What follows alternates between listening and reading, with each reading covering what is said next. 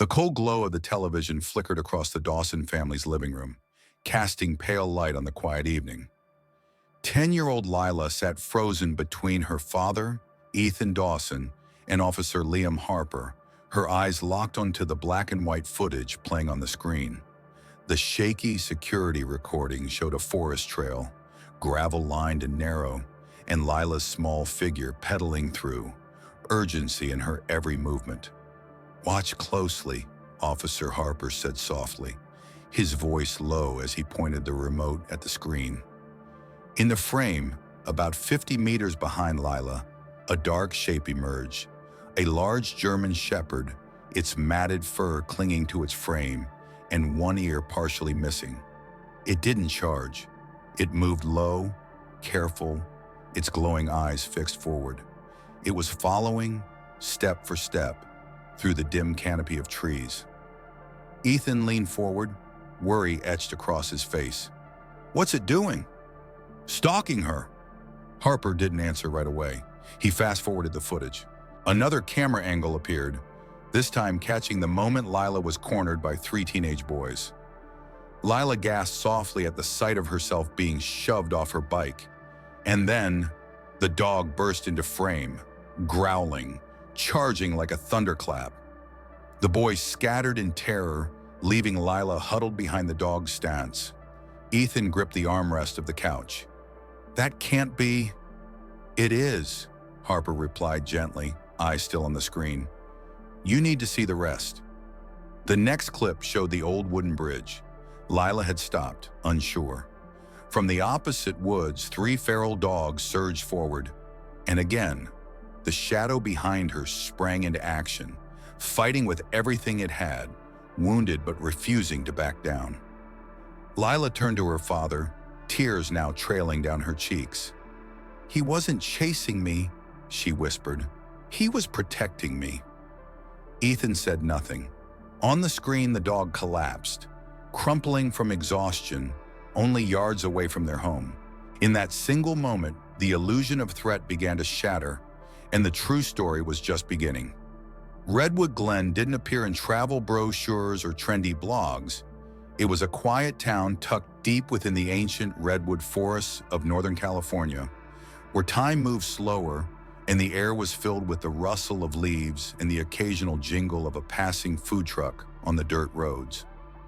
The town was split in two by a dense stretch of forest known as Redwood Hollow, a place where locals from both sides shared an old forest trail winding through towering trees, centuries old. Kids called it the Trail, while adults referred to it as the Forgotten Path. But to Lila Dawson, it was the road between two worlds. From her grandmother's Victorian house to the small home where her father, Ethan Dawson, carried his quiet grief like a second skin. Ethan worked as a mechanic at the garage near the edge of town. Once a man full of jokes and energy, he now wore fatigue like a uniform, dark circles under his eyes and motor oil that seemed permanent on his hands. Since losing his wife Rachel to cancer 3 years earlier, Ethan existed in a fog between duty and regret, trying to be both father and the mother Lila no longer had. At 10, Lila was no longer the kind of child who cried when she fell. With chestnut eyes that sparkled with quiet determination, her ponytail always loose and hurried, and a voice that made grown-ups pause. Lila had the kind of strength that both impressed and frightened Ethan. He feared she was growing up too fast, forced to harden before she should have. Helen Walker, Ethan's former mother-in-law, was the only one bold enough to say what he wouldn't. "She needs freedom," she told him once, insisting Lila be allowed to bike from her place back home. Rachel wouldn't want her raised behind glass. After several refusals, Ethan finally agreed, with strict rules, a tracking app installed on Lila's phone, and no shortcuts through unmarked forest paths. None of them, neither Ethan nor Helen, and certainly not Lila, knew that a lost soul had taken shelter somewhere beneath the towering trees. A creature who once knew affection, who once had a home, and who now moved only by instinct, burdened by hunger and a growing fear of humans. And then one day, their paths crossed. Before he became a shadow moving through the Redwood Hollow woods, Shadow had been someone's dog, a strong, intelligent German shepherd. His amber eyes once sparkled with absolute devotion. He belonged to a young couple, Jake and Marissa Kane, who lived in a modest home off the highway a few miles outside Redwood Glen. They had no children, but Shadow was the center of their world. Jake, a high school PE teacher, took Shadow jogging every morning, while Marissa, a mural artist, often worked on her easel with Shadow resting nearby on the porch. To them, Shadow wasn't just a pet, he was family. That day, a light drizzle coated the roads. They were driving home after visiting a furniture shop in a nearby town. Shadow lay calmly in the back seat, head resting on the seat, eyes half closed. Then it happened, all in a heartbeat. A pickup truck slid out from the opposite lane, unable to brake in time. Tires screeched, metal crunched. Jake's truck veered off the road and slammed into a thick redwood tree. Shadow was thrown forward, his body slamming into the front seats. Jake was unconscious instantly. Marissa let out a groan, then silence. The sharp, suffocating scent of gasoline filled the cabin. Shadow barked frantically, calling out the names that had once meant safety. But there was no reply. And then, a deafening explosion tore through the rain-soaked sky. Survival instinct kicked in. Shadow leapt through the shattered side window just as flames erupted from the rear of the truck. Heat seared his skin. The sound shook the trees. He ran, never looked back. He didn't know what he was running from, only that everything he had ever known had just vanished. From that day forward, Shadow disappeared into the forest. Engines, sirens, voices, anything human sent him cowering, trembling, as if pain itself had taken physical form and would return any moment. 3 months passed. He survived on scraps, rainwater, and raw instinct. His wounds went untreated. Scars marked his skin, and silence marked his days. No one called his name. No one searched. Jake and Marissa faded into flickers of memory, brief and blurred, like dreams dissolving at dawn. No one came for Shadow, and Shadow stopped waiting. He was no longer a pet. He was a survivor, forged by fire, trapped in panic, and left behind by a world that no longer recognized him. That afternoon, sunlight poured like melted gold through the canopy of Redwood Hollow, casting long, glowing streaks along the trail.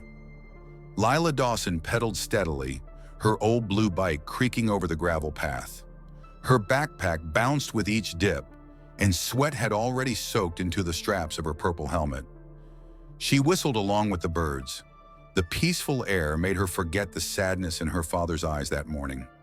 She didn't know she was being watched. In the brush alongside the trail, Shadow kept a cautious distance, about 50 meters, his amber eyes locked on the girl's small silhouette. Pain still throbbed in his left flank, an old wound reopened by a jagged fence. But he didn't stop. Something about this girl made him keep going. About 20 minutes from Helen's house, Lila slowed for a drink. She stopped by a large tree, foot braced on the ground, unscrewing her bottle cap. As her tires fell silent, the sudden quiet of the forest deepened. Shadow froze immediately, ducking behind a pine. His ears lifted. She was alert. "Hello," Lila called, trying to sound braver than she felt. No answer, only the crack of a twig beneath Shadow's paw. She spun her head. Nothing. But the sensation of being watched was thick and undeniable. Quickly, she jumped back on her bike and pedaled harder, heart pounding. Shadow resumed his silent shadowing. This wasn't just instinct anymore. Something in this girl, her eyes, her stride, her stubbornness, reminded him of someone gone. Farther ahead, the trail opened into a clearing locals called the rest stop. A fallen log, old fire pits, and scattered trash marked the spot.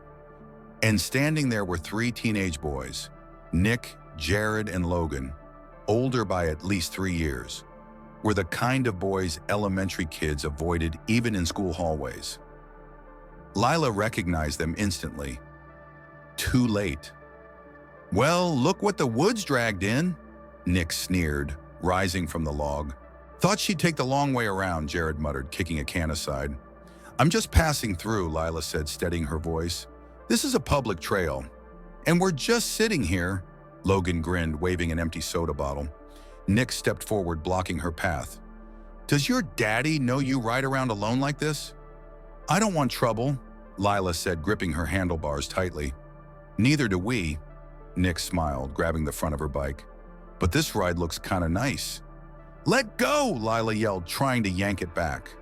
Shadow, 50 yards back, locked into action. His tactical mind reactivated.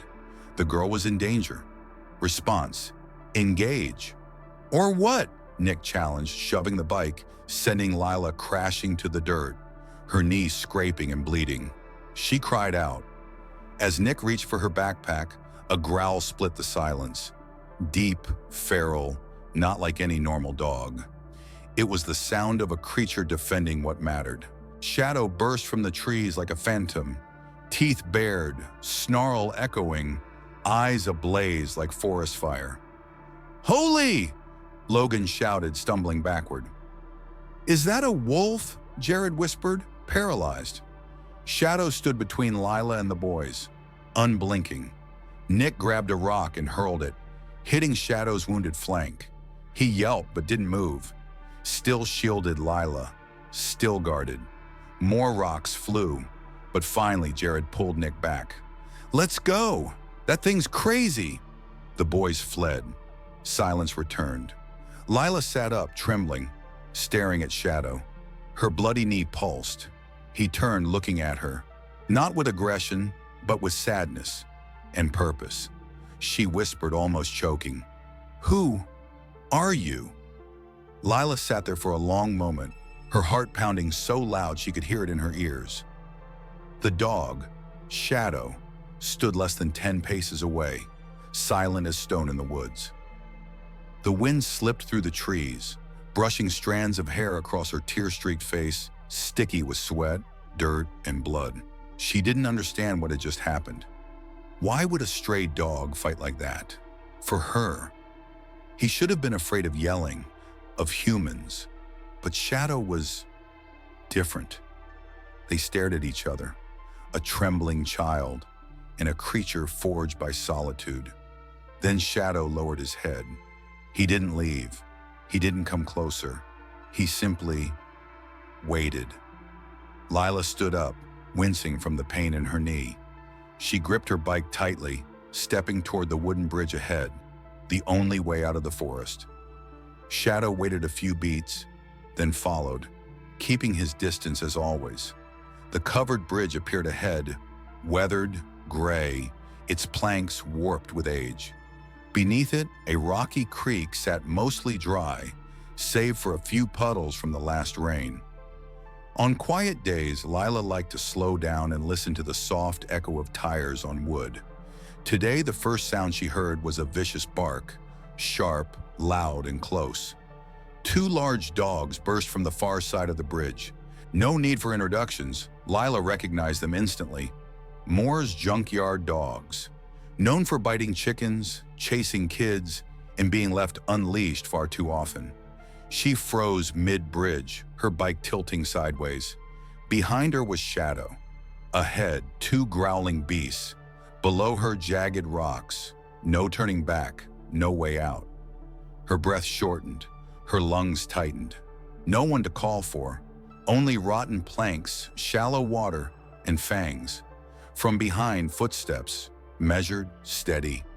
Shadow stepped beside her, positioning himself between her and the danger. He didn't growl, didn't bark. He simply lowered his head, ears raised, adopting a stance so precise it looked rehearsed. The dog snarled. One lunged. Shadow launched forward, his body a living missile. The impact shook the bridge, the sound of flesh colliding with flesh echoing like thunder through the wooden shell. Lila screamed. She couldn't see who was winning, Only heard the cries, the scratching, the deep-throated growls. Blood splattered across the railing. Shadow took a bite to his injured side. He yelped, retaliated, grabbing the attacker's leg, slamming it down hard. The second dog pounced from the left. Shadow slipped, staggered, then lunged back up, teeth flashing like daggers, eyes not afraid, but resolute. At last, one dog whimpered and fled into the woods, limping. The other bolted after it. The bridge trembled beneath their retreating paws.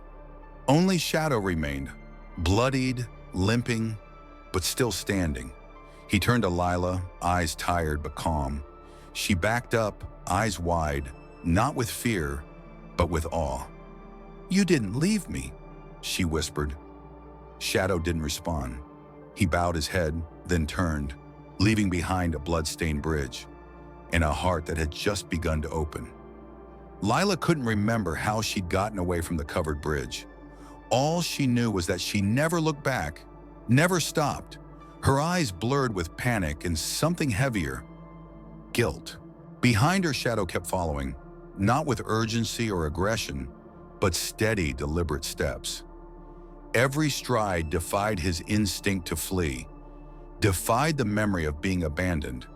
Whenever Lila slowed to catch her breath or winced from her injured knee, Shadow paused too, hidden behind a tree, always watching. And only when she moved again did he follow. The 8 kilometers of forest trail felt longer than ever. The sun was sinking beyond the hills, stretching shadows across the earth. Lila wasn't sure if she was riding out of fear or because some part of her heart couldn't bear those eyes anymore. Those sad, patient, silent eyes that asked for nothing but to follow. As the outlines of the town emerged, relief flooded her chest. But Shadow was still there, limping from afar, leaving faint trails of blood, yet refusing to stop. She turned onto the gravel drive, bike rattling, tires shrieking. She threw it down, ran inside sobbing, and slammed the door as though trying to shut out an entire world. Ethan Dawson had just finished work and was wiping his hands when he heard the crash.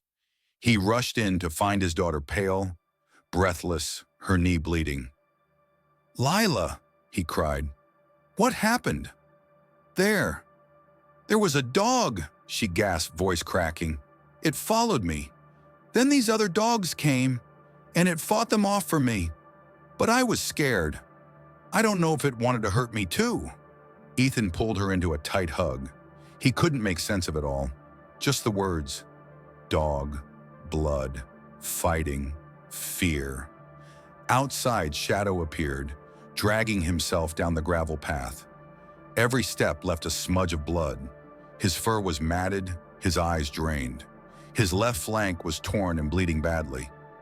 Ethan looked up and saw the hulking figure approaching. A father's instinct kicked in. He pulled Lila behind him and grabbed a crowbar propped beside the porch. He stepped out onto the front stoop, eyes blazing with protectiveness and fear. Shadow stopped 5 meters from the porch. He didn't growl.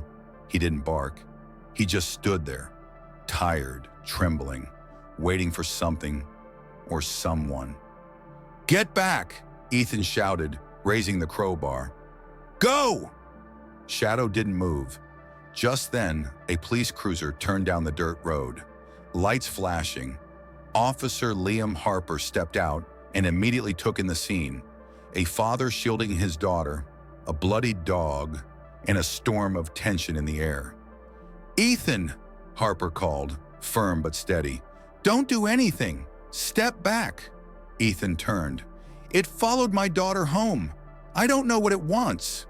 "I know that dog," Harper said, walking closer, "and I don't think it's here to hurt anyone." Lila, peeking out from behind the door frame, caught sight of Shadow's eyes, tired, lost, and heartbreakingly sad. "Dad," she said softly, "I don't think he has anywhere else to go." Harper moved in, calling for a vet unit on his radio. "This dog," he said gently, "protected your daughter from 3 feral dogs, according to a witness. It fought for her." Ethan looked at Shadow, then at Lila. A storm of emotions brewed behind his silence. Then slowly, he set the crowbar down. Shadow collapsed onto the dirt, completely drained. Blood soaked through his fur. No strength, no resistance. "We have to help him," Lila said, stepping out, eyes wet. "He chose to stand with me." Shadow lay motionless on the dirt, his fur soaked in blood, chest rising and falling with labored breaths. Though his eyes were closed, his ears twitched faintly at the sound of Lila's voice nearby. "We can't let him die," she whispered, her small hand brushing gently against his tangled coat. "He doesn't deserve this." Ethan stood behind her, his fingers still loose around the crowbar now laid aside. He looked at his daughter, tear-streaked, fierce in her determination, and at the creature before him, wounded, broken, yet not once had it attacked. It had chosen to stand and protect. Harper lowered his voice, speaking into the radio. "We need emergency vet transport, immediately. Large dog, heavy bleeding, severe trauma." "I know the place," came Caleb's voice from beyond the fence, his old neighbor. "Dr. Natalie's clinic, 8 minutes from here." Without waiting for a reply, he opened the gate slowly. "I've got a truck. There's a blanket in the back. We can load him up now." Ethan hesitated. Lila didn't. She was already kneeling, one hand on Shadow's neck. "He's so cold, Dad." Ethan crouched beside her, pulling off his jacket and laying it across the dog's midsection. Shadow let out a low whine, the first sound he'd made since arriving. "All right," Ethan murmured. "We'll save you." With care, Harper and Caleb lifted Shadow onto the thick blanket, then hoisted him into the back of the truck. Lila climbed in beside him, keeping one hand pressed to his shoulder the entire way. "Hang on," she whispered. "You didn't give up on me. I'm not giving up on you." The truck rumbled down the road, dust rising behind them, leaving silence and a flicker of hope. At Redwood Ridge Veterinary Clinic, the lights above the treatment bay flicked on as they pulled in. Dr. Natalie Brooks, a silver-haired woman with sharp eyes and steady hands, stepped out the moment they parked. "Bring him in," she ordered briskly, no questions. "We've got the cradle ready, anesthesia prepped, and a transfusion waiting." Shadow was wheeled into surgery, machines beeped. Antiseptic filled the air. Lila sat frozen outside the door, fingers clenched. Ethan placed a hand on her shoulder, and for the first time since Rachel's death, he felt like they were fighting for something together, not out of obligation, but out of faith. That afternoon, while Shadow lay in recovery, receiving fluids and close monitoring, Ethan and Lila returned home briefly to rest. But as they stepped into the living room, Officer Liam Harper was already there, waiting with Caleb Whitman, the elderly neighbor, and a laptop open on the table. "We need to talk," Harper said, his voice serious. Ethan sat down, Lila quietly curling up beside him, eyes still rimmed with red. Caleb gave a small nod. "I've had some motion-triggered cameras in the woods, mostly to watch deer, but over the past few days, they caught something worth seeing." Harper pulled up the first video. The screen flickered to life, showing a grainy clip from an infrared camera. Lila biking, while Shadow trailed behind at a distance. Steady, quiet, not stalking, just following. "This was 3 days ago," Harper explained. "That dog's been tracking her. From a distance. No aggression, no signs of predation, just watching." He fast-forwarded to the footage from the day before, the moment when 3 teenage boys blocked Lila's path in the forest clearing. Though the video had no sound, the motion was unmistakable. Nick grabbed her handlebars, Lila fell, and then Shadow exploded from the brush, scattering them instantly. Caleb shook his head, voice rough. "That dog moved like a bodyguard," Harper continued, more gravely now. "And this is what's haunted me since last night." He opened the third clip, footage from a weather camera positioned near the covered bridge.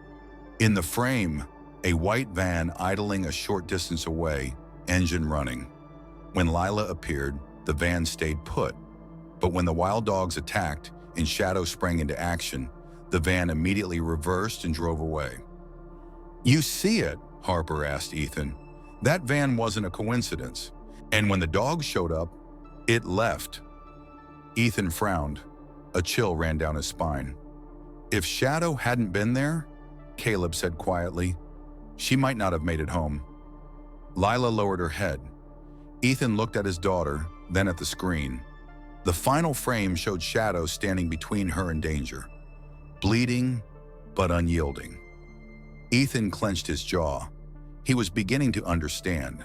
That dog wasn't a stray. He had once belonged to someone and still carried the instinct to protect. In the recovery room, thick with antiseptic, Shadow lay motionless on a soft padded mat, his hip and neck wrapped in layers of gauze. The heart monitor beeped steadily. Each breath he took was heavy but deliberate, as if he hadn't yet given himself permission to give up. Dr. Natalie Brooks quietly stepped out, her face drawn from fatigue, though her eyes showed relief. "We've finished the sutures," she told Ethan, Lila, and Harper, who waited just outside. "He lost a lot of blood, but he responded well to the anesthesia. Without those old scars, he might not have survived." Lila clung to her father's arm. "He's so strong," Natalie nodded, "and familiar with pain. This dog has been through more than we can imagine." Harper approached the front desk, where a vet tech examined a small microchip they had removed from beneath Shadow's skin. A soft beep sounded. On the screen appeared, "Name: Shadow Kane owner, Jake and Marissa Kane. Status: reported missing." 3 months ago, Harper glanced at Ethan. No words were needed. Both understood instantly. This wasn't a stray. This was a soul that had lost its home. "The Kane couple," Harper murmured, "and they were the ones in that accident up on Pinecrest Pass 3 months ago. Car lost control and rolled off the road. No survivors." Natalie nodded solemnly. "I remember that. Such a tragic case." "So Ethan said, voice hoarse, "he survived and ran into the woods. And since then," Harper added, "no one knew where he was. They assumed he died in the crash." For a moment, the entire clinic fell silent. Shadow lay still, eyes drifting toward the ceiling, as if replaying memories. Morning jogs with Jake, Marissa's laughter while painting, the scent of sun on backyard grass. Natalie gently stroked Shadow's ear. "He didn't run away. He just lost the way home." Ethan looked down at the dog, his eyes no longer wild like the day before, but exhausted, holding something close to hope. "So what now?" he asked softly. "We'll have to file the update," Harper said, "but there's no one left to claim him." Lila, who had been standing quietly just outside the exam room, had heard everything. She stepped inside, still clutching her blood-stained backpack. She stared at Shadow for a long time, then turned to her father. "If no one comes for him, then I want to be the one who does." For days afterward, Lila rarely left Shadow's side. She sat quietly on the old chair outside the porch, a thin blanket wrapped around her shoulders, eyes fixed on every heavy breath the dog took while sleeping. Shadow was still weak, but the wounds had been carefully stitched, and the light in his eyes had slowly started to return. "I think he knows you're here," Ethan said gently, setting down a mug of hot cocoa beside his daughter. Lila nodded without speaking. Her hand rested softly on the edge of the blanket, as if waiting, hoping for some kind of touch in return from Shadow. At first, he didn't react. He lay motionless, as if caught between life and dream. But on the third afternoon, as Lila read quietly beside him, something very small happened. Shadow shifted his head just enough to touch the edge of the pillow she had placed near his paws. No sound, no glance, just a silent acknowledgement.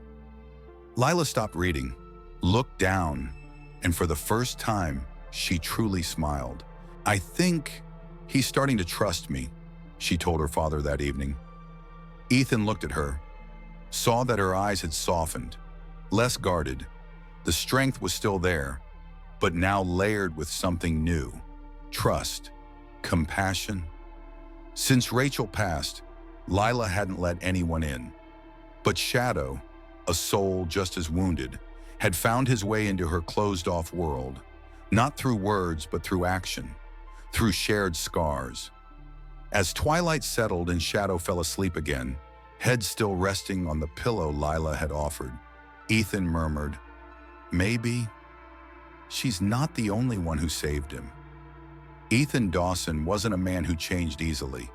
After his wife's death, he had built invisible walls, not to hide his feelings, but to survive. He cared for Lila, worked hard, kept everything in order. But inside, there was an emptiness he was too afraid to name. At first, Shadow staying with them was supposed to be temporary. Ethan told himself, just until the wounds healed, just until someone suitable came along to adopt him. But every morning, when he saw Lila smile, her first real smiles in nearly 2 years, he began to feel something shifting. One evening after closing the garage, Ethan stood on the porch, holding a bottle of beer, watching as Shadow and Lila curled up together on the old rug. She was reading aloud softly, while Shadow rested his head on her legs, ears twitching with each page turn. Ethan chuckled, quietly, a soft laugh but enough to loosen something hardened inside him. The next morning he drove into town and knocked on the office door of Officer Harper. "I'd like to file for permanent adoption," Ethan said calmly but with certainty. Harper looked up from his paperwork, raising a brow. "You sure about that? A dog like him isn't easy. He's been through a lot." "I know," Ethan replied.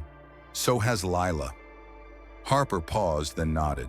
That afternoon, Ethan brought home a new leather collar.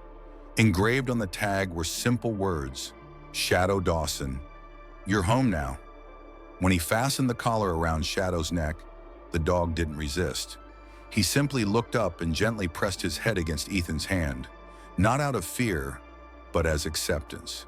And in that moment, Ethan realized all 3 of them had been lost. But now, they had found each other. Autumn arrived, bringing crisp winds and bursts of red and gold leaves across Redwood Glen. In that gentle, changing air, the Dawson home changed too. It was no longer a house of silence and survival. Lila began to laugh more. She took Shadow on walks every afternoon after school, sketched pictures of the 2 of them in her old notebook, and spent time telling Shadow quiet stories about her mother, things she had never dared speak aloud before. One evening, as Ethan stood quietly in the doorway, he heard his daughter's voice. "You know, Mom used to love autumn winds like this." Shadow lay beside her, unmoving, but his ears twitched, as if listening. The town gradually grew used to the sight of the large German shepherd walking closely beside the brown-haired girl, alert, gentle, and proud. Some still kept a wary distance, but most nodded and said the same. "He belongs here now." One day at school, Lila was given an assignment, a presentation called My Hero. She stepped onto the stage, paper in hand, eyes scanning the silent room. "My hero isn't a person." A few chuckles echoed, but Lila remained calm. "He's a dog, a lost warrior, a soul who once had everything, then lost it all, and still chose to stand up and protect a stranger. I'm not just thankful he saved me. I'm thankful he reminded me that even the most broken hearts can still beat for someone else." Ethan sat in the back row of the auditorium, speechless. In that moment, he realized his daughter had truly come back. Not just in smile, but in spirit, in the heart that had once shattered and was now being pieced back together. Weeks later, Dr. Natalie Brooks visited their home with unexpected news. "We're looking for a semi-trained dog to assist with special needs children," she said. "Shadow is a perfect candidate, but he'll need a partner." Lila looked at Ethan, then turned to Shadow. "I think," she said, gently stroking Shadow's ear, We're already a team. Ethan nodded. And the world out there would be lucky to have you both. That evening, down the trail through the woods, Lila rode her bike while Shadow ran beside her. Not a silent shadow anymore, but a steadfast companion ready for the road ahead. In a quiet town where time moves slowly and wounds were often hidden behind polite smiles, there once was a girl who had closed her heart to the world. And there was a dog, a soul lost in the woods, carrying shattered memories and unspoken pain. When those two paths crossed, it wasn't words or logic that brought them together. It was silent understanding, the courage to move through fear, and the choice to stand beside one another when no one else did. Shadow didn't just save Lila from danger, and Lila didn't just give Shadow a home. They healed each other. In a world where people are quick to judge based on the past, their story stands as proof that no matter how lost, how hurt, or how far gone we may seem, we all deserve the chance to find our way home.